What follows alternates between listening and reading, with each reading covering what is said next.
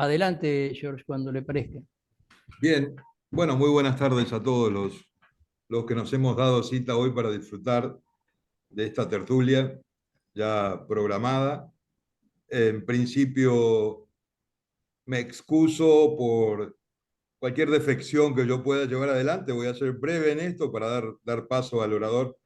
No estoy acostumbrado a moderar en el sentido de, digamos, de que tal vez es del otro lado del mostrador. Uno está más familiarizado con exponer, pero con gusto ante una situación que me ha explicado Alberto.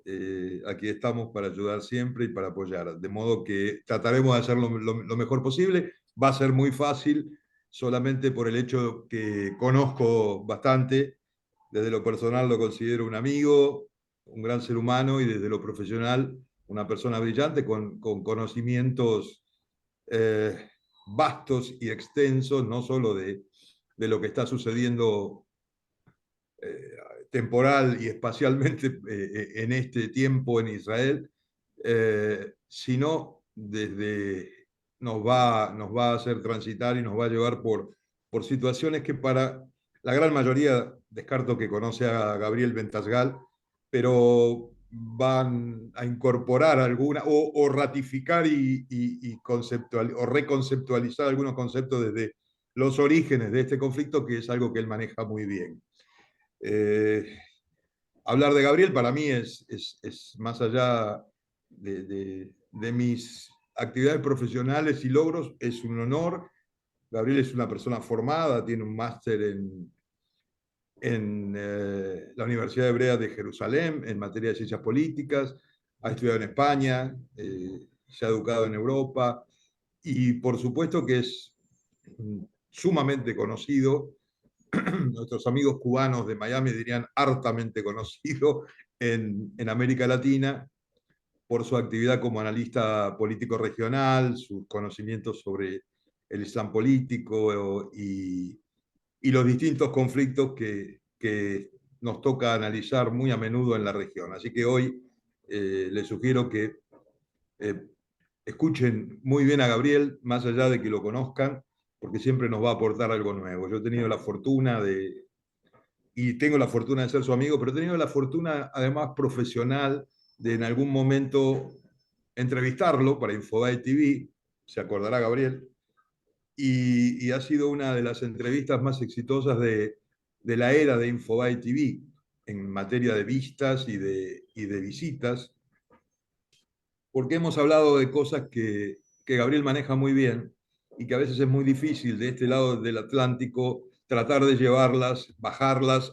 al conocimiento y en el buen sentido dicho, a educar al público en materia de la realidad de un escenario que no es más grande que un pañuelo, pero que muchos hablan y pocos conocen ese pañuelo. Bueno, hoy estamos con una de las personalidades que puede explicarnos perfectamente ese pañuelo, así que no tengo más nada por decir, más que agradecerles de nuevo a la asociación, a Alberto Cohen, a Jorge Cohen, a las personas que me han presentado hoy Alberto, y a los que están presentes para que disfruten desde luego de la ponencia de Gaby. Así que Gabriel, un honor, querido amigo, admirado profesionalmente y humanamente, tenés la palabra. Bueno, gracias a todos los Coan y Chaya que estén aquí y a todos los familiares y miembros de la Asociación Civil. Miren, debido a que el tema del conflicto entre Israel y Hamas, o entre el conflicto entre palestinos y demás, o el conflicto regional, ya lo han tratado y lo tratan evidentemente en medios de comunicación, el gran desafío es cómo hacemos para hablar con George sobre un tema que va a explotar, yo creo que en mayo, junio, que es la evidente inminente guerra contra Hezbollah en el Líbano. Y por otro lado, ofrecerles algo que quizás no hayan escuchado o que aporte algo diferente al análisis. Entonces, si les parece bien, yo voy a empezar con algunos puntos que me gustaría ver si puedo ofrecerles algo diferente y después saltar con George y quizás transformarme yo en algún momento en el periodista que le hace preguntas a George, porque evidentemente creo que todavía no hemos llegado al nivel superior de violencia en el Medio Oriente, y el nivel superior puede ser, y va a ser para mí, una escalada contra Hezbollah y una posibilidad de escalada mayor todavía, que no creo que ocurra, ya les digo el titular, con Irán. Entonces, la primera parte voy a explicar lo de Hamas, haremos una serie de preguntas después y después vamos al Líbano, que creo que es el tema que debería preocuparnos más para que a partir de ahora, cuando empecemos a escuchar noticias de lo que considero que va a ocurrir, tengamos un marco de referencia y nuevamente salgamos con algo diferente después del 7 de octubre, o sea, 8 de octubre, como decía el título. ¿Está bien? Entonces, dicho esto, varios problemas. El primer tema es que nosotros llegamos a esto por una enfermedad que sufre mucho que se llama West Planning. Y es que salvo George en Argentina, Guillermo Laferrière y algunos pocos, lo que ocurre es que se analiza el Medio Oriente y se traduce el Medio Oriente al idioma que le queda cómodo a la persona que lo analiza. Y como hay tanta información y tanta forma de adoctrinarnos en universidades, que los conflictos son materiales y son racionales, le cuesta mucho a una persona entender que en el Medio Oriente lo más importante son los clanes y la religión. En otras palabras, si hablas de Medio Oriente y no te especializas y no conoces el fenómeno de las religiones y los conflictos entre religiones y entre clanes, hablas de otra cosa, no hablas de Medio Oriente y probablemente traduzcas el Medio Oriente al idioma que te quede cómodo a ti. Y les voy a dar un ejemplo de alguien que ya no está en la escena de los análisis del Medio Oriente, pero durante mucho tiempo se solicitaba la ayuda a un tío como Pedro Brieger para que analice Medio Oriente. Y Pedro Brieger estudió sociología, no estudió Medio Oriente. En general, en algunos países de América Latina, cuando yo escucho que alguien es sociólogo y habla de Medio Oriente y me hace sociología del Medio Oriente, yo sé que va a analizar una barbaridad y va a decir cosas que no tienen nada que ver con el Medio Oriente. Ya sea Pedro Brieger, Coppel, hablan de otro tema, no hablan de Medio Oriente. ¿Cómo te das cuenta si habla o no habla de religión? Entonces, West Planning es un fenómeno en donde occidentales analizan el Medio Oriente en el idioma que les queda cómodo. Y nosotros en Israel tenemos un problema, que es que hay 4 sectores de la población en Israel en donde la forma de pensar es muy West Planning y en donde amigo trae amigo y todos piensan de forma muy parecida. Los 4 sectores de la población en Israel que son muy parecidos son la prensa en Israel. La inmensa mayoría es una prensa liberal, lo que vendríamos a llamar de izquierda, laica, que piensa de forma occidental. Lo mismo ocurre en la justicia, segundo sector. Por eso, los partidos de oposición, los partidos de oposición a esa forma de pensar querían hacer una reforma judicial. Tengan en cuenta que en Israel no elige, la justicia no la elige a los jueces el presidente con apoyo del Senado. En Israel es una comisión donde amigo trae amigo. El tercer grupo es la élite militar. El cuarto, la élite académica, las universidades. Son 4 sectores muy West Planning. Ahora bien, si nos ponemos a pensar en base a este West Planning, ¿por qué nos atacan? Bueno, por 3 tipos de enfermedades o prejuicios que teníamos. Y los 3 prejuicios son, primero, la superioridad militar israelí es tan contundente que no es lógico ni racional que te ataquen. Primero, en las últimas competencias, enfrentamientos militares, la superioridad israelí era tan evidente que una persona racional podría llegar a decir, jamás está amedrentado, y como está amedrentado, no tiene lógica que ataque. Primer argumento. Segundo argumento, la diferencia tecnológica que tiene Israel es tan grande que teníamos una valla de seguridad con sensores especiales que podía provocar que una paloma se pare en la valla de seguridad y tú sepas qué tipo de pájaro puede llegar a ser. con cámaras, sensores y demás. Y además, un sistema de antimisiles, que es el cúpula de hierro, que derribaba el 92% de los cohetes que disparaba Hamás. O sea, cuando tú tienes esa superioridad técnica, no tiene lógica que te ataquen. Y el tercer argumento, pensar que al radicalismo islámico se lo puede comprar con dinero. Israel permitía durante meses que pobladores de la Franja de Gaza, palestinos, trabajen dentro de Israel. Cada día entraban 20.000 a 40.000 trabajadores. ¿Qué pensaba el gobierno de Israel? No tiene lógica que nos ataque porque somos superiores militarmente, tenemos tecnologías que hace que sea difícil penetrar y además los estamos comprando. Tú no atacas a quien te da de comer. Esta forma de pensar demostró ser errada, muy errada. Y acá tiene la culpa tanto el primer ministro de Israel como los líderes militares que seguramente renunciarán cuando termine esta contienda militar. Primer punto importante entonces. ¿Por qué ocurrió? Dejemos de lado los detalles técnicos. Había más guardia, menos guardia. Acá hay un tema de West Planning que es mucho más importante que el hecho específico táctico. Primer tema. Segundo tema. ¿Contra quién nos estamos enfrentando? Nos estamos enfrentando con alguien que tiene que ver con todo un fenómeno que nace tras la Primera Guerra Mundial y que es la respuesta de la religión musulmana a un fenómeno que es la invasión de Francia y de Inglaterra, las potencias occidentales, a la cultura musulmana. Uno podría decir, no, Gabriel, no es tan así, porque el Islam de por sí ya tiene una estructura legal que tiende hacia la radicalidad. Sí, puede ser.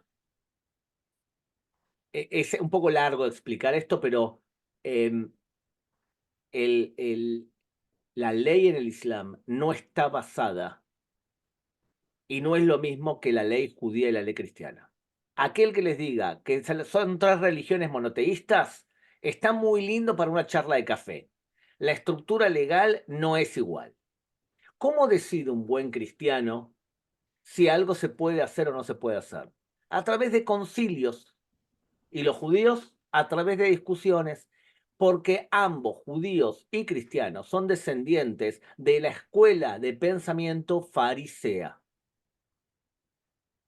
Yo sé que Jesús estaba en contra de los fariseos y hablaba mal de los fariseos, pero hablaba mal de los fariseos charlatanes. No significa que él no haya sido influido por esa doctrina farisea. La doctrina farisea, a diferencia de la seducea, que nació en el siglo -2 antes de la era cristiana, pensaba que cuando Dios nos dio las tablas de la ley en el monte Sinai, también nos dio la ley oral. Y es la capacidad que tiene un ser humano para poder procesar, entender, interpretar la ley escrita. Dice la Biblia, no mezclarás carne de cerdo con la leche de su madre. Nadie dijo que hay que comer carne y leche separada y hay que comer una cosa después de otra después de 6 horas de diferencia. Eso, cómo lo dedujimos? ¿Cómo fue que establecimos algo así? Por discusiones entre sabios. ¿Y por qué sabios pueden discutir? Porque Dios nos dio la ley escrita y la ley oral para interpretarla. Esa es la forma de pensar farisea. Judíos y cristianos somos fariseos. ¿Cómo decide un musulmán qué se puede hacer? Bueno, la primera regla del Islam es lo que dice el Corán, pero el Corán no tiene mucha ley. Porque la primera y fuente importante del Islam es lo que hizo Mahoma o lo que dijo Mahoma. Porque Mahoma, según el Islam, es masum, es perfecto y no comete errores. Todo lo que hizo Mahoma es perfecto, por lo tanto, si Mahoma mintió, se puede mentir. Y Mahoma mintió. Si Mahoma asesinó y violó sus soldados a enemigos del Islam, se puede violar a soldados y demás. Por lo tanto, es imprescindible entender que la principal fuente de ley es lo que hizo Mahoma, lo que dijo Mahoma. Y está compilado en libros que se llaman libros de hadices, hadith. Estamos nosotros combatiendo contra alguien que piensa que imitar a Mahoma es perfecto. Si fuese una persona cristiana, imitar el comportamiento de Jesús haría que casi todas las personas sean pacifistas. porque la forma de pensar de Jesús era pacifista. Y si hablamos de en el judaísmo no existen perfectos. El líder mejor que ha tenido el pueblo judío es Moisés, y ni siquiera pudo entrar a la tierra de Israel. Ni siquiera sabemos dónde está enterrado para asegurarnos de que no se haga culto a su persona. Ahora bien, ¿cómo podemos más o menos diferenciar y entender quién es radical y quién no, contra quién peleamos? Bueno, por 5 variables. 5 variables. La primera variable, si tú piensas que todo lo que hizo Mahoma es perfecto, entonces tiendes hacia la radicalidad. 2, si tú crees que toda la cultura occidental y todos los valores de Occidente son infecciosos, tú crees que Occidente es Jahiliya. Jahiliya es la infección, la época anterior al surgimiento del Islam, en donde la gente estaba confundida. Toda la cultura occidental es Jahiliya para Hamas, para ISIS, para Al-Qaeda. ¿Por qué atacan Francia, Inglaterra, Estados Unidos? Porque son los representantes máximos de los valores occidentales o Jahiliya. Si tú piensas además que el mundo está dividido en dos y que hay algo que es Islam y algo que será Islam, entonces tiendes a radicalidad. Todo lo que es Islam es irrenunciable. Israel es parte de ese territorio. Argentina es lo que será Islam. Dale tiempo. Cuarto, no existen valores universales, existen valores dentro del Islam y hacia afuera del Islam son otros valores. No se puede robar a un musulmán, te cortan la mano. ¿Se puede cortar a un no musulmán? Sí se puede. Sí favorece al Islam. ¿Se puede mentir a un musulmán? No se puede. ¿Se puede mentir a un no musulmán? Sí se puede, si favorece el Islam. Y por último, pensar que los judíos y los cristianos son dhimis, ciudadanos de segunda que pueden vivir sometidos al Islam pagando un impuesto por cabeza llamado jizya. En resumen, jamás piensa igual que Hezbollah. En ese sentido, piensa igual que Al-Qaeda, piensa igual que ISIS. No hay grandes diferencias en ese sentido. Sí, es verdad, Hamas es sunita, Hezbollah es chiita. Hamas es palestino, Hezbollah es libanés. Pero teológicamente no hay grandes diferencias en la forma de percibir el mundo. Ahora, agréguenle eso otra variable más. Y otra variable más es que para una persona radical, tú vives en la tierra todo el momento que Allah quiere. Y cuando Allah no quiere más, tú dejas de vivir. Tu vida en la tierra no depende de ti, depende de Allah. Y por lo tanto, si a ti mueres combatiendo para favorecer al Islam, entonces te va a esperar en el cielo 72 vírgenes y te vas a sentar en la mesa con Mahoma y vas a nadar en un río de vino y de miel. Cuando tú tienes un enemigo que es un enemigo como el que acabo de describir, entonces pensar que se puede derrotar al Hamas es un error. Tú lo que puedes hacer es debilitar la capacidad militar de Hamas y debilitar al gobierno de Hamas en la Franja de Gaza. Hacer borrar al Hamas es imposible porque es una ideología que no tiene que ver con Israel. Tiene que ver con un proceso interno dentro del Islam. Nosotros hasta hace poco tiempo pensábamos que ISIS había desaparecido. ISIS no desapareció, fíjense, revivió y hizo un atentado muy fuerte en Rusia ahora, pero anteriormente hizo atentados en otros lugares también. ISIS no desapareció. ¿Y por qué no desapareció? Porque ISIS es una idea. Por lo tanto, el objetivo máximo de Israel en esta guerra es eliminar el gobierno de Hamas en la Franja de Gaza y eliminar la capacidad bélica en todo sentido o en el máximo sentido de Hamas, para que no pueda volver a rearmarse y hacer otro atentado. Ese es el objetivo declarado de Israel con respecto a Hamas. Dicho entonces esto, ¿en qué situación bélica estamos? Israel partió la Franja de Gaza en dos, con una carretera en el medio que la divide en dos. En el norte no hay fuerzas organizadas de Hamas, y sin embargo Israel actúa de vez en cuando ahí, como por ejemplo ahora hizo en el hospital Shifa. Y en el sur de la Franja de Gaza hay 4 batallones todavía organizados de soldados de Hamas. Y hay algunos soldados todavía en la ciudad de Han Yunis.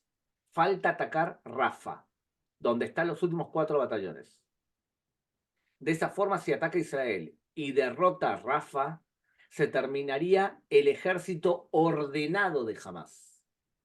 Y pasaríamos a combatir con sueltos, soldados sueltos. Estados Unidos nos pide, no ataquen Rafa, sin haber solucionado el tema de la gente, dónde la mueven para que no haya heridos. Otros dicen, Estados Unidos no quiere permitirle a Israel que derrote al Hamás. Y otros dicen, estamos muy preocupados por la ayuda humanitaria, que llegue suficiente ayuda humanitaria a los civiles de Gaza, porque por ahora lo que pasa es que en el norte no entra mucha ayuda humanitaria, o no hay quien la distribuya, y en el sur todavía está gobernando Hamás y también UNRWA. Entonces, lo que dicen varios portavoces occidentales es esto que acabo de decir ahora. Teniendo en cuenta lo que acabo de decir ahora, los dos objetivos de Hamás, nos queda entonces pensar lógicamente qué ocurriría con el gobierno de Israel. ¿Está dispuesto a pedirle a la población que se vaya a vivir al norte, a sus casas, a sabiendas que del otro lado de la frontera hay un ejército como Hezbollah, que es peor todavía que Hamás? Mi respuesta es, Israel no lo va a hacer. No puede pedir a su población que vuelva a vivir al norte. Por lo tanto, siguiendo esta lógica, y después entro en ese tema, es muy probable que Israel termine atacando a Hezbollah. Muy bien, de lo que expliqué estos 2 puntos, vamos con preguntas de ustedes, así amplío en base a lo que crean que les interesa más de estos 2 puntos o de otros puntos. Me imagino que van a preguntar sobre Estados Unidos, así que si les interesa, me meto en eso. Y después de esta ronda de preguntas, que puede tardar X cantidad de tiempo, vamos al Líbano con George. ¿Ok? Muy bien. Preguntas. Libérense el Gabriel, micrófono que quiera. sí, Gabriel, perdón la interrupción. A efectos de hacerlo ordenado, yo le pediría a los asistentes que la vayan evacuando a las preguntas por chat y yo te las voy transmitiendo para que puedas responderlas en lo puntual y con claridad y no se superpongan. De modo tal que yo tengo el chat abierto, aquellos que deseen preguntar a Gabriel no tienen más que hacer uso del chat y yo las voy transmitiendo, así nos ordenamos. Si les parece bien, tomamos esa modalidad.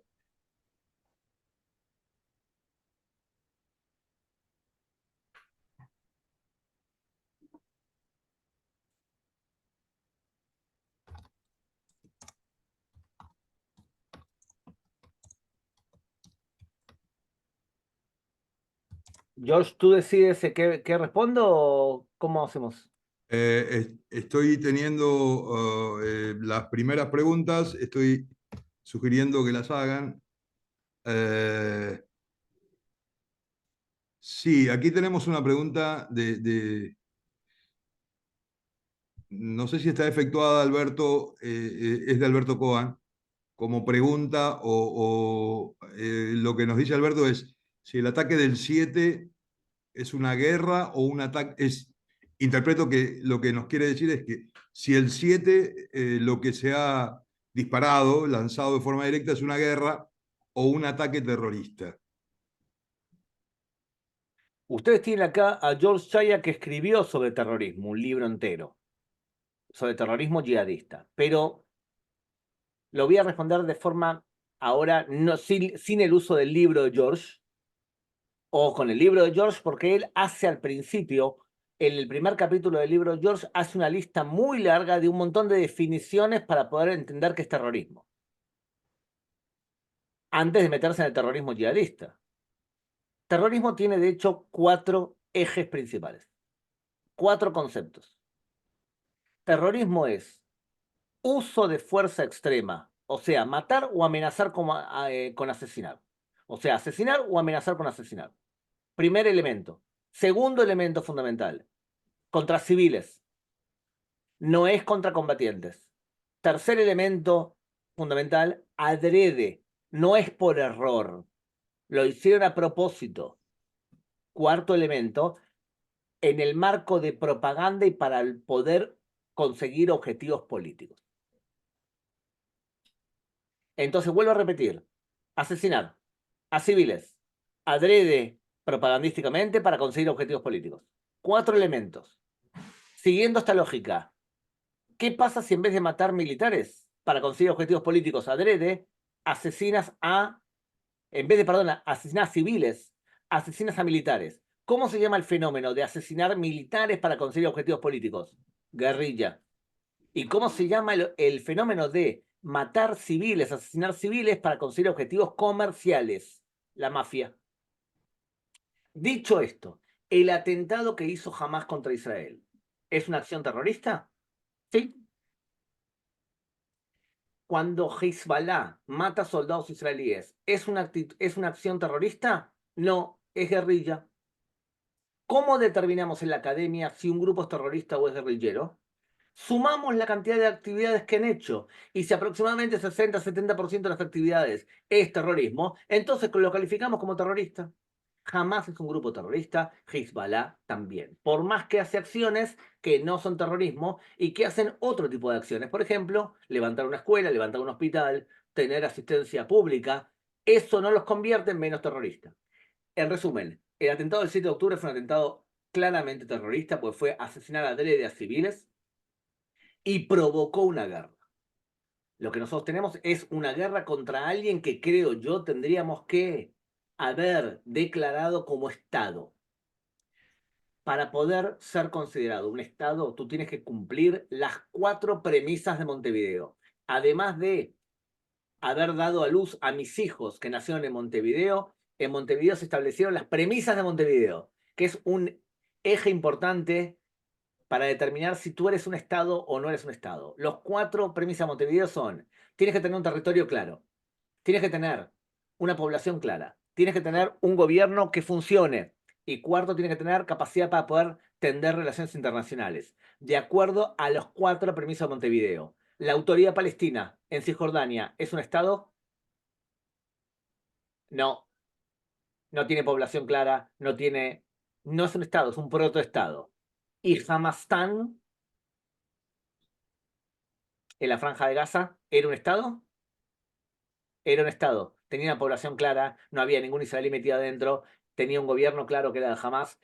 Israel tendría que haber declarado, creo yo, a Hamastán como un Estado independiente con el que estamos en guerra. En ese caso sería una acción terrorista que provocó una guerra entre Estados. Hoy lo que tenemos es una guerra entre un Estado democrático y un grupo terrorista, en el cual países democráticos apoyan a grupos terroristas. Por ejemplo, Colombia. Por ejemplo, Chile. No digo Venezuela porque no es un Estado democrático, pero digamos.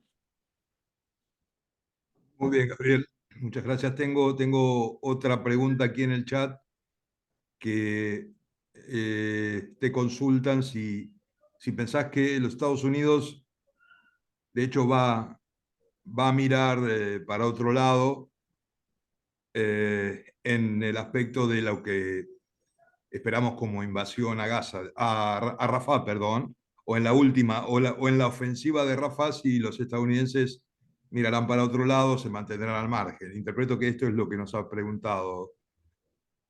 Me gustaría también después escuchar tu opinión, Josh, pero lo que voy a decir es que yo no me creo mucho lo que está ocurriendo en ese aspecto. Yo creo que Joe Biden va a perder las elecciones y está intentando no ser derrotado en las urnas. Y para no ser derrotado tiene que conseguir que 200.000 musulmanes de Michigan lo voten, y tiene que conseguir que las personas de color en Estados Unidos lo voten, y tiene que conseguir que toda la ultraizquierda lo vote sin que se les desboque su propio partido. Y por lo tanto, él necesita hacer ruido. Y mientras que él hace ruido, nos envía enormes cantidades de armas para prepararnos para una guerra contra Hezbollah.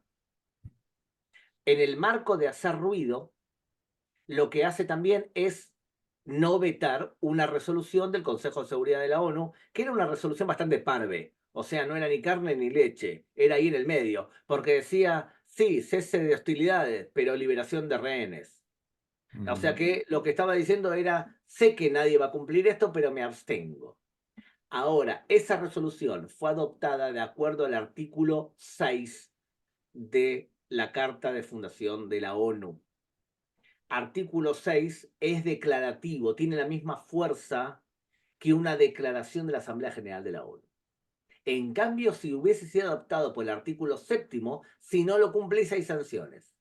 ¿Por qué artículo fue adoptada esta resolución? Artículo 6. O sea que no tiene ningún tipo de fuerza. ¿Qué hizo Netanyahu? Netanyahu anunció que no enviaba una comitiva que estaba por dialogar con Estados Unidos.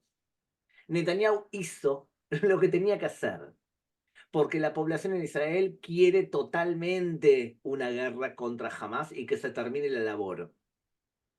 Si el gobierno de Israel para la guerra ahora, el gobierno de Israel cae. La población de Israel quiere ir hasta el final para debilitar los dos componentes que dije antes. Entonces Netanyahu hizo lo que tenía que hacer y Biden hizo lo que tenía que hacer para poder intentar no ser derrotado por Donald Trump. Yo creo que no hay que hacer demasiado espamento por lo que ha ocurrido y no creo que sea una estrategia general de Estados Unidos. Creo que Joe Biden hasta ahora ha demostrado ser un gran aliado de Israel. No su partido. Su partido es un desastre. Pero Joe Biden, él como persona, nos dio 5 meses de acción, nos dio una sombrilla. Esperemos que ahora sea algo momentáneo y más todavía. Creo que la reacción de Netanyahu también amedrenta a Joe Biden. Él sabe como vicepresidente que un presidente anterior, Barack Obama, quiso hacer lo mismo y es meterse en política interna de Israel. Y Netanyahu le salió con los pies de punta. Fue a dar un discurso en contra del pacto nuclear con Irán al Congreso estadounidense, a pesar de que Obama no lo quería.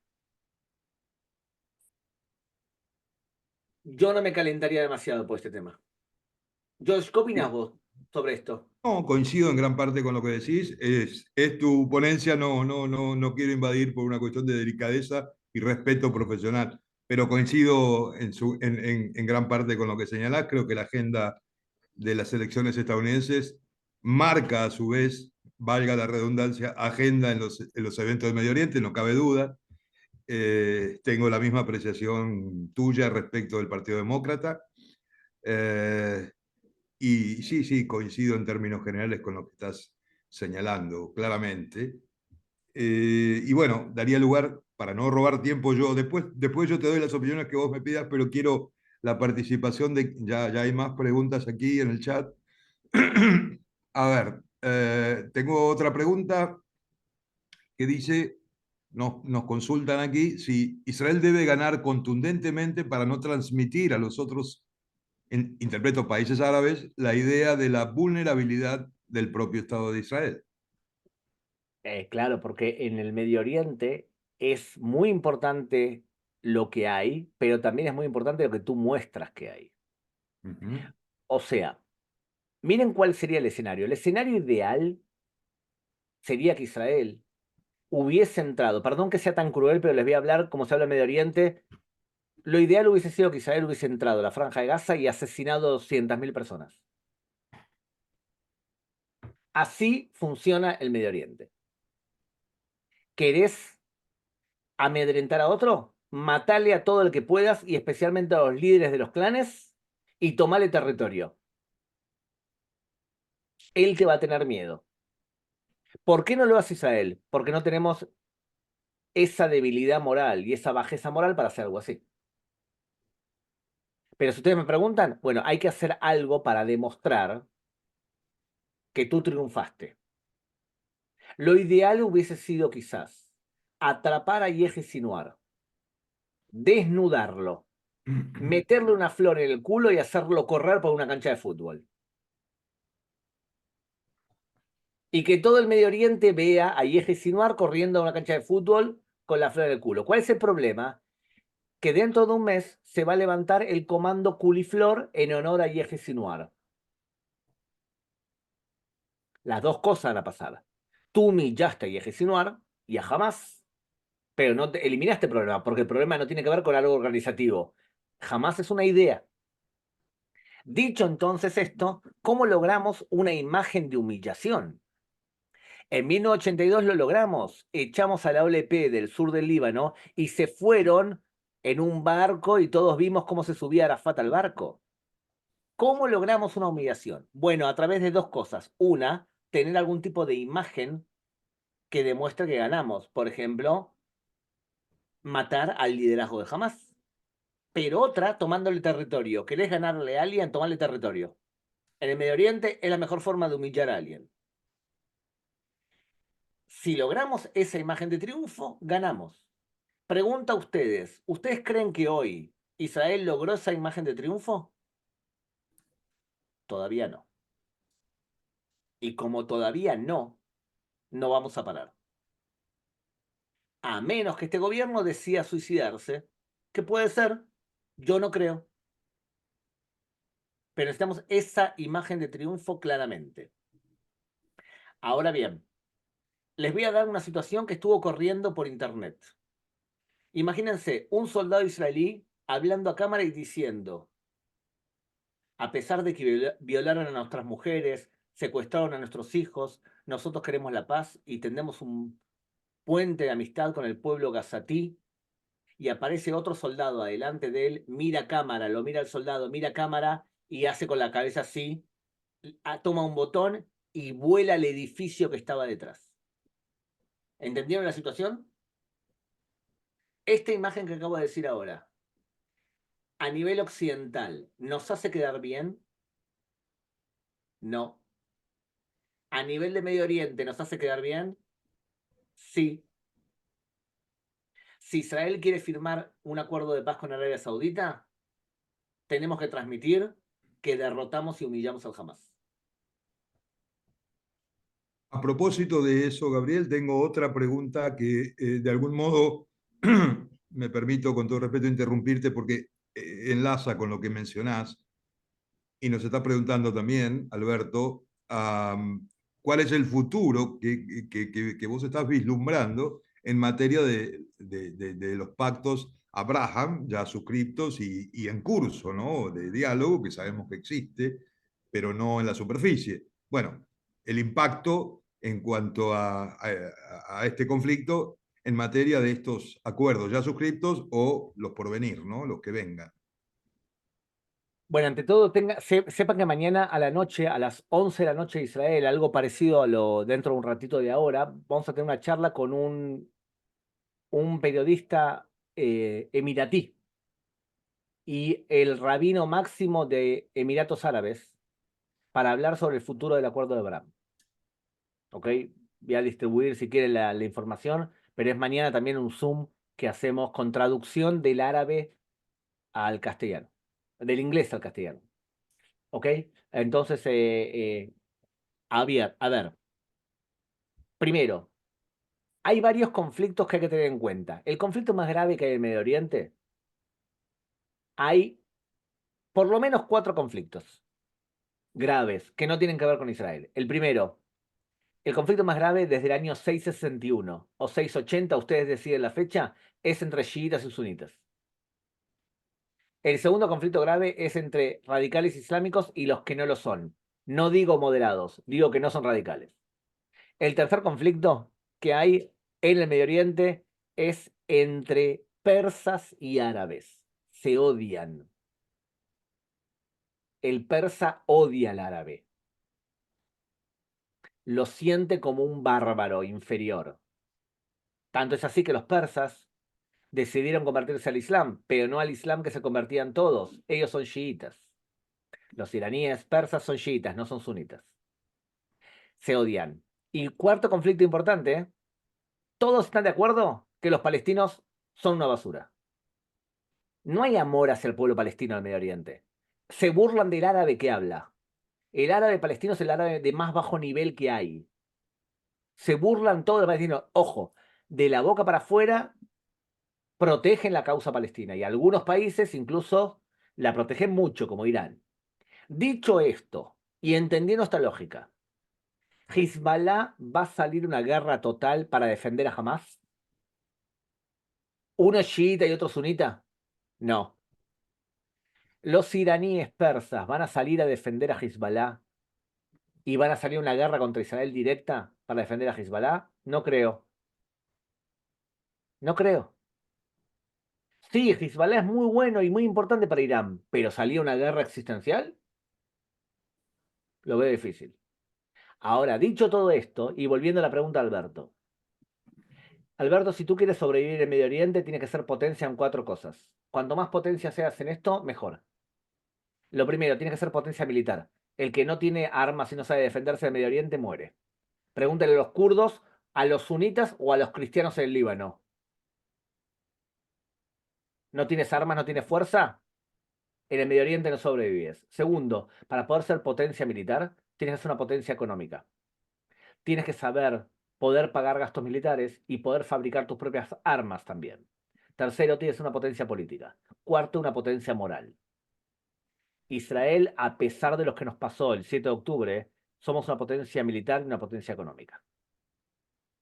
Y en algunos casos tenemos fuerza política en algunos países. Y sin duda somos una potencia moral, especialmente en comparación con los países alrededor.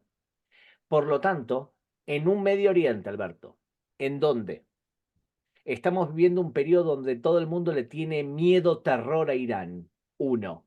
Y segundo, estamos viviendo un periodo post-petrolero. Los países del Medio Oriente entienden que tienen que diversificar su economía. Nada mejor que acercarse al que le puede dar tecnología. Es una asociación natural.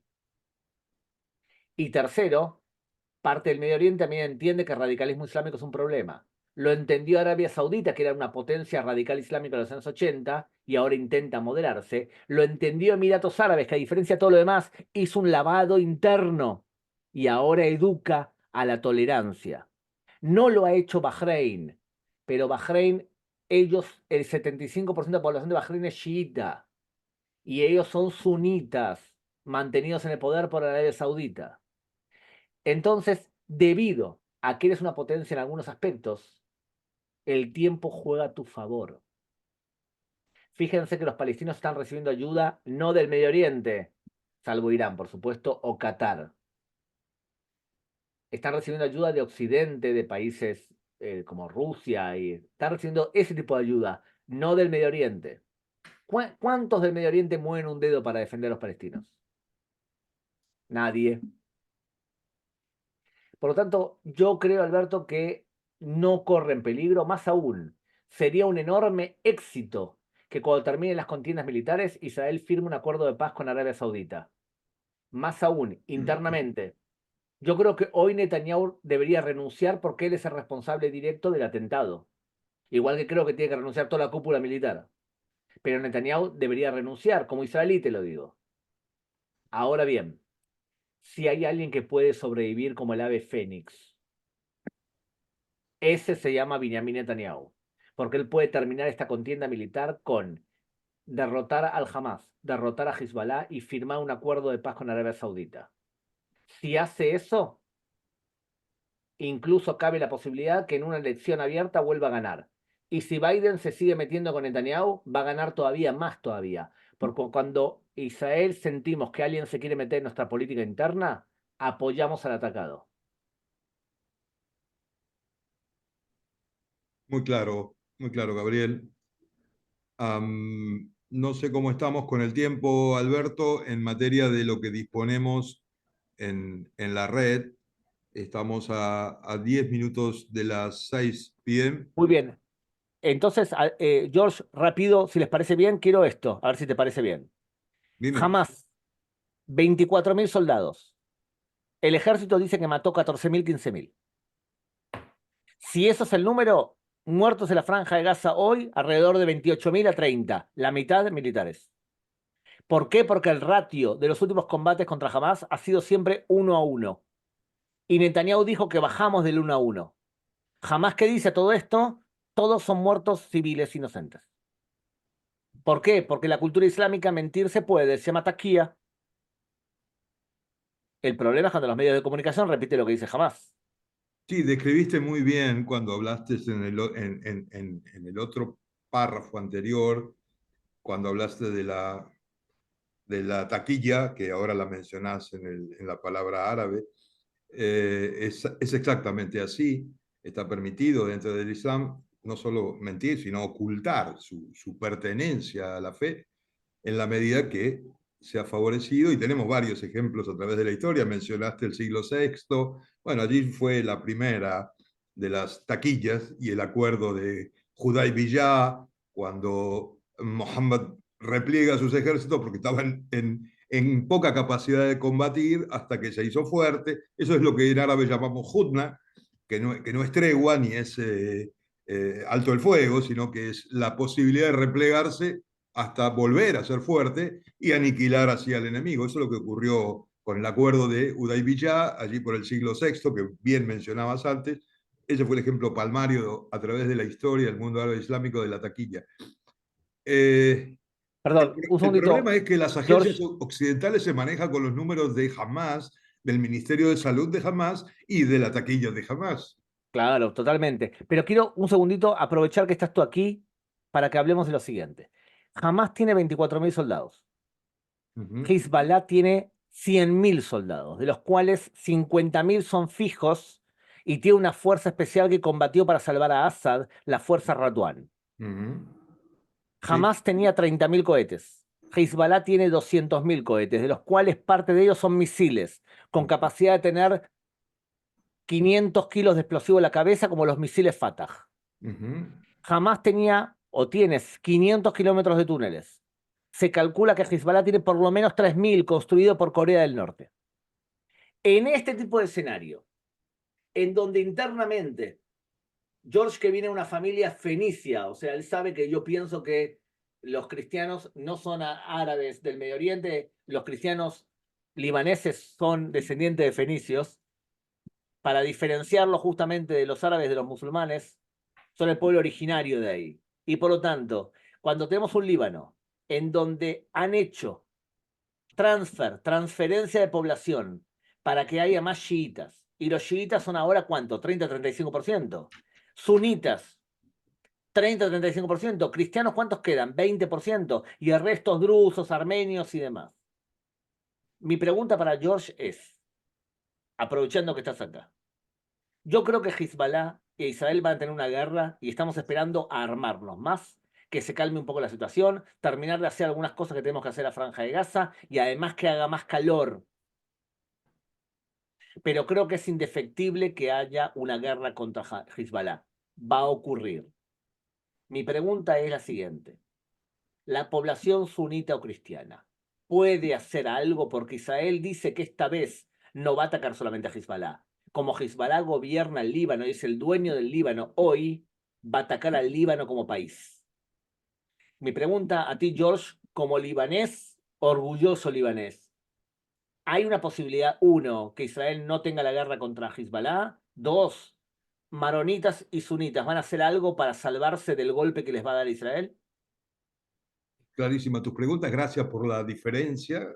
Nosotros no nos consideramos exactamente, como bien mencionás, ni étnica ni racialmente árabes. Somos fenicios, nuestros ancestros, nos reconocemos en esos ancestros como fenicios. Hay dos bibliotecas, respetamos a los que se consideran árabes, hablamos el árabe, comemos comida árabe, escuchamos música árabe, pero eso fue a partir de la invasión del siglo VI que ha quedado allí en el Líbano. Sin embargo, ni étnica ni racialmente nosotros lo somos, gracias a Dios. Esa como primer punto. El segundo punto, coincido absolutamente contigo, creo que va a ser antes, en eso tal vez yo apresure los tiempos, me da la sensación, hablaste de junio, yo creo que con la primavera, tal vez a finales de abril o mediados de mayo, esto va a ocurrir, inexorablemente va a ocurrir, debe ocurrir, por otra parte, porque la situación se ha hecho insostenible en todos los pueblos, aldeas y el norte de la frontera israelí, allí en la línea azul, ha fracasado en Naciones Unidas en materia de contención, de ese entramado de túneles. La resolución 1701 no sirvió, se convirtió en papel mojado, nunca la cumplió Hezbollah, el ejército libanés no se desplazó hacia la zona que debía hacerlo. Desde el Litania hacia abajo es el poder iraní a través del ejército de ocupación, que es Hezbollah, quien manda en el Líbano, pero también en el gobierno libanés, en el parlamento libanés, las instituciones están cooptadas. hoy el destino y las decisiones de ir o no a la guerra y de marcar políticas de Estado, si es que las hubiera, de hecho no las hay, no relevantes, las tiene Hezbollah. Con lo cual, creo lo que acabas de señalar que es acertado,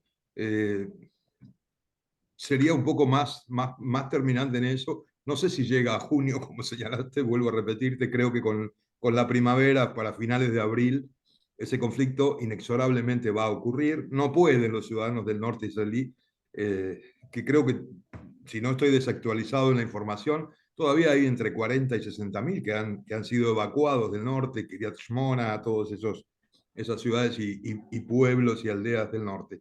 Eso no puede ser así, no va a ser así. La guerra es inexorable. Hezbollah, como proxy de Irán, ha desarrollado todas sus guerras contra Israel desde el año 2000, llamándose el libertador, algo que es un fraude. El 25 de mayo del año 2000, Israel se retiró unilateralmente. Debió haber sido de otra forma, pero en materia de otro debate y otra charla, la forma del retiro, ¿no? El Pero, culiflor, ¿perdón? con el culiflor. Exactamente. Sí. Se iba a retirar, de hecho, pero eso fue tomado como una victoria y una liberación, un fraude histórico que se instaló en el imaginario popular libanés y que exacerbó la propaganda chiita de Hezbollah. Los que sabemos realmente cómo han sido las cosas, sabemos que eso es una mentira. No ha liberado nada Hezbollah. Ha colaborado en la destrucción del Líbano. Y ahí voy a la segunda parte de lo que mencionás para ser puntual.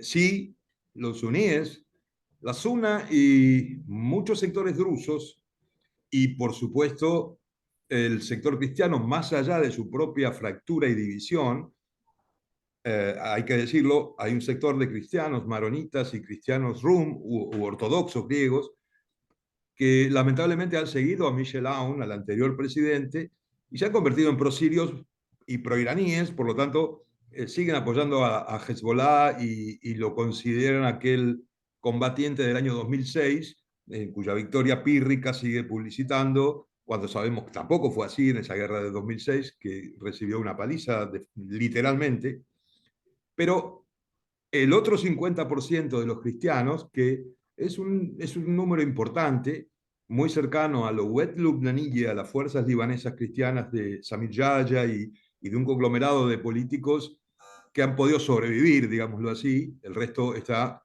como lo señalaste al principio de tu charla, muchos estamos afuera o están muertos. Era la manera en que los cristianos sobrevivían la guerra del Líbano.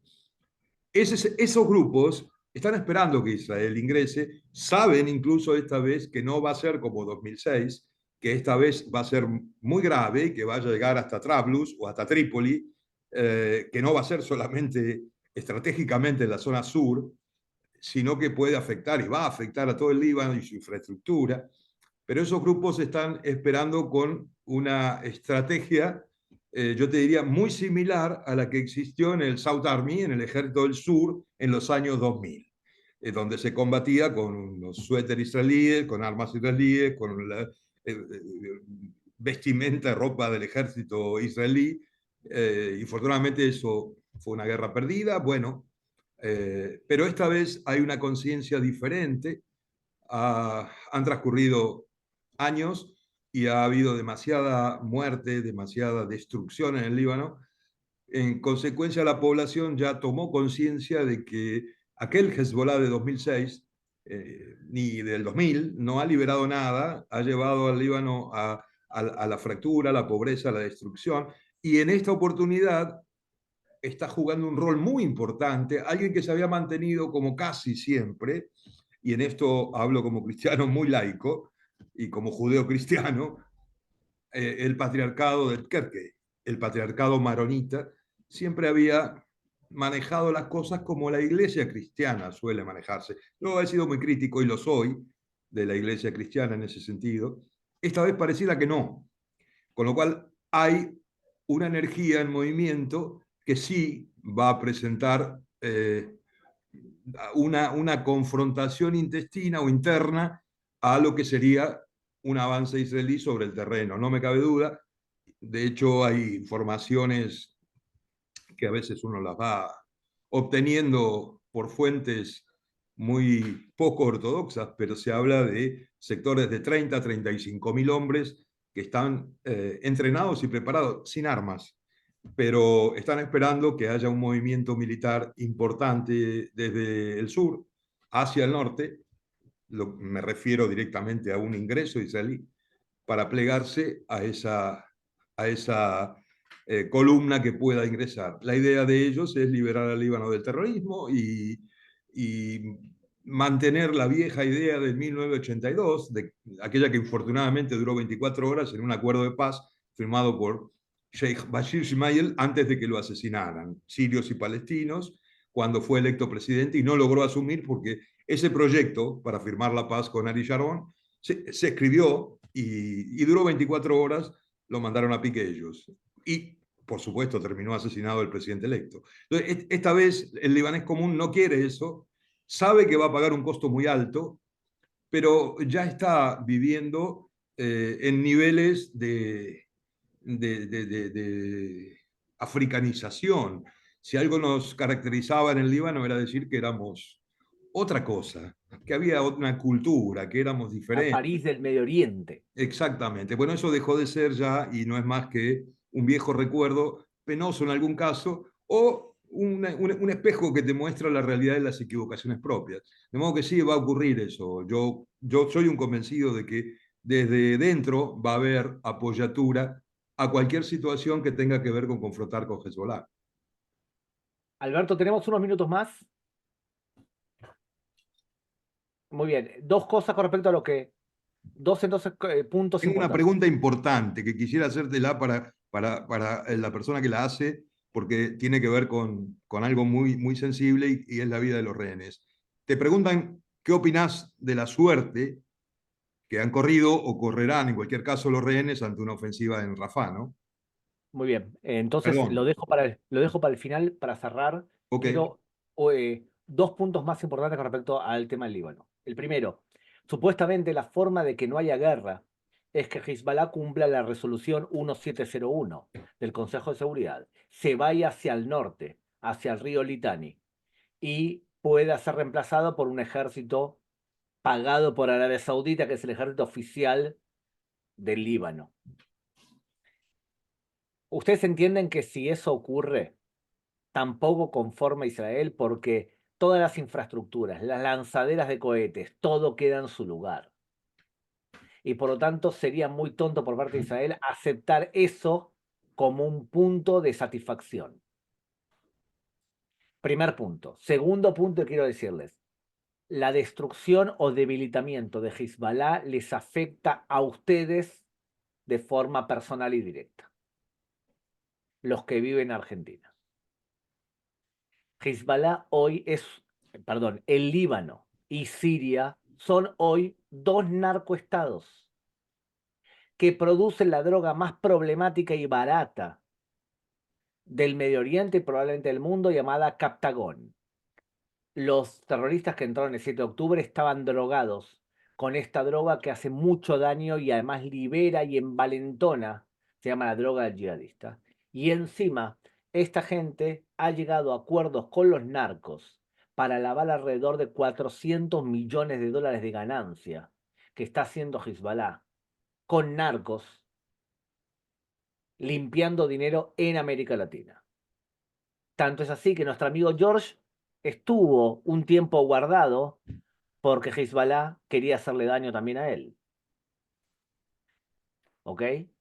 Tengan en cuenta, Hezbollah e Irán son los más fuertes en América Latina, los que tienen más penetración y penetran en nuestro continente de 5 formas diferentes. Una, haciendo da'wah, acción social, levantando centros comunitarios, convirtiendo cristianos en musulmanes. 2, tiene una televisión llamada Hispan TV que promueve la teoría yihadista en español. 3, le pagan a políticos como Pablo Iglesias, Luis de Lía y demás. 4, tienen nexos muy cercanos con el etnocacerismo y grupos indígenas irredentistas, ya sea mapuches, araucanos y demás. 5, están hasta el gorro metidos en temas de narcotráfico y con la mafia. O sea que es un problemón para América Latina. Un problema serio. Debilitar a Yo Irán. quería agregarte sin corregir lo que has dicho, porque es una variable y es una opción que está sobre la mesa. O sea, que en Medio Oriente todo es posible. Y si es irracional, es mucho más posible. Y de paso darte un poco de oxígeno, así descansás. Básicamente, creo que ese proyecto, los saudíes, cuando hablaron de hacerse cargo de militarizar esa zona en virtud de que el ejército libanés, humillado, no ha podido desplazar su fuerza porque sabemos que Hezbollah no lo ha permitido, desistieron después. Y lo ha dicho uno de los funcionarios muy altos de la Casa Saud de defensa. Desistieron después porque ellos consideran que antes deben erradicar el otro problema que hoy, bueno, no nos va a dar el tiempo, Medio Oriente nos exigiría muchas horas, erradicar el problema Houthi, que es el que les está lastimando económicamente sus campos petrolíferos y demás. Ahora el transporte del crudo y de mercaderías allí en el Mar Rojo y todo esto que está sucediendo con los hutíes, que también son una energía menor, ciertamente, pero también solventada y soportada por Irán en armamento, en logística y en dinero. Pero los saudíes y otros países productores ricos del Golfo ya están considerando al Líbano, y me duele decirlo, pero lo están considerando exactamente como el enclave, como Gaza, saben que el pueblo libanés es distinto, pero ¿qué tan distinto fue para defender su país? No lo fue. ¿Qué tan distinto fue para no permitir que el terrorismo avance en la medida de avanzar al punto de deglutirse las instituciones políticas? No hizo lo suficiente. Es cierto, quienes hicieron lo suficiente tal vez recibieron el golpe de Hezbollah, caso primer ministro Hariri, fueron asesinados también, con lo cual fue muy difícil para el Líbano. Pero indefectiblemente, ¿por qué? Voy a este punto y para cerrarlo y volver a darte la palabra.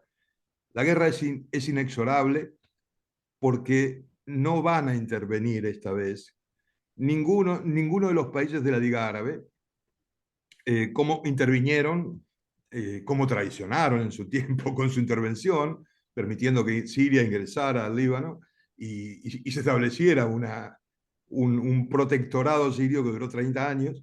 Bueno, esta vez nadie quiere intervenir, precisamente porque la prioridad de esta era que tan bien señalaste con una definición muy exacta, te escuché cuando dijiste post-petrolera, eh, los países del Golfo y el Consejo de Cooperación necesita seguridad, necesita tecnologías, necesita sistemas, agricultura, medicina, todo lo que tiene Israel. Entonces, no van a hacer nada que impida los planes israelíes. Eh, Después, claro, me gustaría preguntarte si definitivamente crees que pudiera, yo creo que sí, sería, como dicen los argentinos, o bien en porteño, un golpe de billar a tres bandas, ¿no? Sería algo muy difícil, pero no es difícil lo del enclave. Israel va a ganar, Israel va a ir sobre Gaza, va a ganar.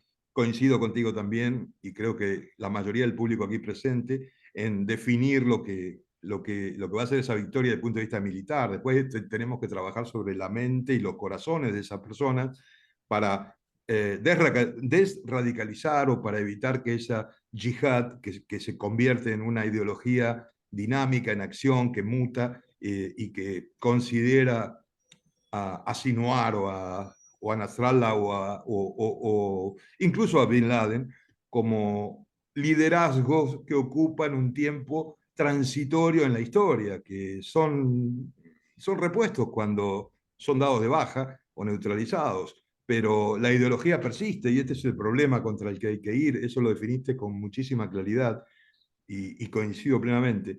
El punto es este, redondeando, no van a ingresar precisamente por esta era postpetrolera que los pone frente a otras necesidades que no son las militares. Por supuesto que tienen que ser fuertes militarmente, por supuesto que el dossier nuclear iraní dispara en Saudi Arabia y en muchos países del Golfo una carrera armamentista peligrosa desde el punto de vista nuclear. Ellos no quieren no tener su cabeza nuclear, si los iraníes la tienen, porque están en peligro, tanto igual que Israel sería, pero, pero van por otros caminos diferentes. Con lo cual, el trabajo va a tener que hacerlo Israel. Y si se da esas tres bandas que vos mencionabas, o que yo las conceptualicé muy coloquialmente como tres bandas, vencer en Gaza, como va a ocurrir, ir a por Hezbollah en el Líbano y neutralizar como fuerza militar, facilitar un gobierno de transición libanés y establecer un factor de poder que pueda revertir la situación libanesa y fortalecer la frontera norte israelí sur, dando seguridad y paz en esa franja que significa, o lo que era el colchón de seguridad del norte. Yo creo que sí, Netanyahu puede sobrevivir más allá de todo lo que está transitando y de la turbulencia por la que está pasando. Lo que sí creo que no debe el pueblo de Israel, y te lo digo como amigo, como integrante de ese pueblo, y los israelíes en general, y los judíos en particular en la diáspora, no deben mostrarse divididos porque la idiosincrasia árabe es absolutamente clara. Atenta. Definiste cosas muy interesantes que nosotros las conocemos dentro del mundo árabe. Hablaste de la jamula, hablaste del clan, de la familia. Esas cosas son vitales en la idiosincrasia árabe. También ver debilidad en el enemigo es vital para ir a por él. Entonces, la cohesión en ese sentido de Israel, cuando digo esto me refiero a dejen de lado las movilizaciones, pongámonos de acuerdo, la vida es lo más sagrado. Ok, no sabemos cuántos rehenes hay, vayamos a por ellos, tratemos de hacer, pero no descartemos lo militar, pero olvidémonos por un tiempo la reforma judicial, de las cuestiones de Netanyahu, de las cuestiones de la justicia, de la corte, porque esto debilita a Israel y si algo lo hizo fuerte a Israel fue la cohesión esa capacidad moral para enfrentar todos sus conflictos. Un gran amigo israelí me dijo un día en la Cancillería, en Jerusalén, me dijo, mi hijo se va al ejército y yo lo abracé y le dije, mira, estoy orgulloso que vayas, pero también le tengo que decir, y le dije, ojalá que tus hijos no vayan. Para mí es un orgullo que sirvas en nuestro ejército, yo lo hice, pero que tus hijos no lo hagan. Ok, para que eso no ocurra, no deben perder la cohesión que han tenido como Estado. Eso es lo que los ha hecho pervivir en el tiempo, es lo que les ha dado solidaridad de aquellos que definitivamente estamos alineados con la libertad, la democracia y los derechos humanos. El resto tiene que ver con una posición ideológica que, bueno, es la que culturalmente no termina con una guerra. Hay que seguir dando batalla contra eso. Quise ayudarte a que descanses un poco, ¿eh? Perdón por la intromisión. Podés seguir. Escuché, con respecto al tema de los secuestrados. La Sí. estrategia militar israelí fue, a través de la presión militar, conseguir que levanten una bandera blanca momentánea, jamás, para liberar a lo máximo posible. Esa fue la estrategia militar israelí. No castigar a Qatar como Qatar se merece, sino seguir explotándolo como mediador, porque si hay alguien que puede presionar a Hamas, es Qatar que paga las cuentas. No significa que Qatar sea bueno. Qatar es un problemón en el Medio Oriente. Dicho esto, entonces, la estrategia de los familiares, como es lógico, es Israel tiene que renunciar incondicionalmente a todo lo que exija Hamas porque queremos ver a nuestros familiares en casa. Se entiende las dos posturas. El problema es la postura de la prensa israelí, que la prensa israelí, como está enfermamente anti-Netanyahu, promueve la postura de los familiares, cuando la mayoría de la población de Israel claramente no está dispuesta a la incondicionalidad. Jamás exige en su incondicionalidad, a grandes rasgos, exige 4 cosas. Que Israel permita que Hamás siga en el poder, que Israel se retire y cese el fuego, y que Israel también libere a todos los secuestrados, a todos los detenidos de Hamás en sus cárceles. Esas 4 condiciones, que vuelvo a repetir, que Israel cese fuego, se retire de la Franja de Gaza, libere a todos y acepte la continuidad de Hamás, Israel no lo puede aceptar. Y no lo va a aceptar. Se habla entonces de algo menor y es liberación de 40 rehenes a cambio de una llave de 1 cada 40 para hombres, 1 cada 50 y como 700 a 1000 rehenes pesados, perdón, presos pesados en cárceles israelíes, terroristas que asesinaron gente. Yo les recuerdo que cuando liberamos a Gilad Shalit, pagamos 1027 terroristas, entre ellos Yahya Sinwar. Sí, tal cual. Sinwar fue intercambiado en ese evento. Entonces, dicho esto, 134 secuestrados en manos de Hamás. 33 de esos están muertos. Y los familiares lo saben. Nos quedan 101. ¿Cuántos piensan ustedes que están vivos? Si les soy sincero, si vuelven a casa 40, yo voy a estar muy feliz. Soy muy pesimista por una cuestión lógica. Si al líder del Hamás no le importa vivir en este mundo, porque él piensa que el mundo venidero va a ser mejor que este, en el paraíso con sus vírgenes, ¿qué le va a importar la vida de aquel que considera inferior y su enemigo? Creo que sería muy realista de nuestra parte ser pesimista con respecto al futuro de los rehenes. Muy claro, muy claro. Bueno, estamos a 6:20 p.m. Dispone Alberto si hay alguna pregunta más o si lo liberamos a Gaby y damos por terminada esta tertulia tan enriquecedora. Bueno, gracias George, gracias Gabriel. La verdad que el diálogo es para seguirlo, pero bueno, es tarde en Israel para Gabriel, el tiempo nuestro también un poco nos pasamos de lo que habíamos previsto, así que bueno, yo creo que podemos, Jorge, George, si le parece, darle las gracias a acompañando a Gabriel y despedirnos por hoy, no sé.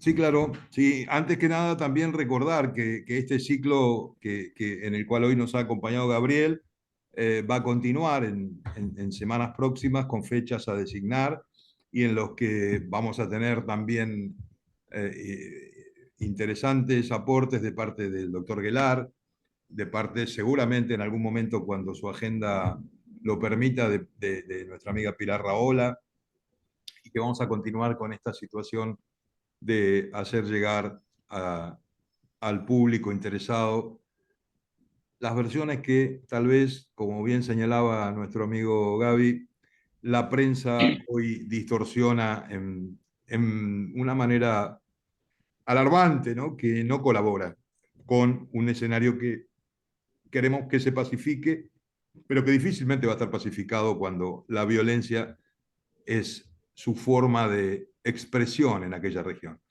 Así que bueno, dicho esto, yo lo despido a Gabriel.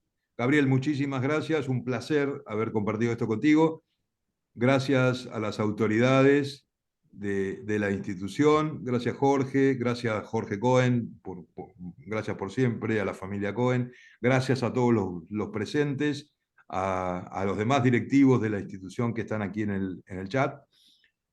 Y nos estamos viendo próximamente en otra tertulia en las próximas semanas. Abrazo grande, Gaby, por allá.